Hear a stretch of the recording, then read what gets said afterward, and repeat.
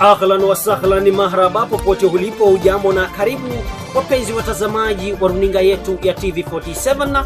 Langu jina ni Tete John Mbugua.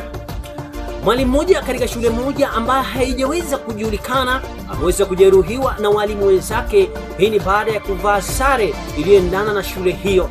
Hii imeweza kudhibitisha katika kaunti ya Bungoma, na kijana mmoja kwa jina la Eliud Kipchoge ameweza kudhibitisha na kusema kwamba mwalimu huyo alikuwa amevalia sare hiyo na ilikuwa ikiendana na sare zilizokuwa za wanafunzi.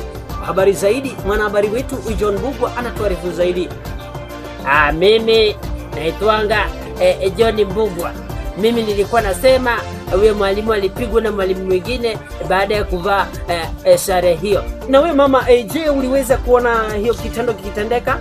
Ndiyo baba, niliweza kushuhudia kitendo hicho, na mimi niliona kwamba walimu wafai wakuwe na mavazi ambayo watakuwa wakivaa siku hiyo. Nikiripotia runinga ya TV47, langu jina ni John Mbugua. Shukran kwako studio.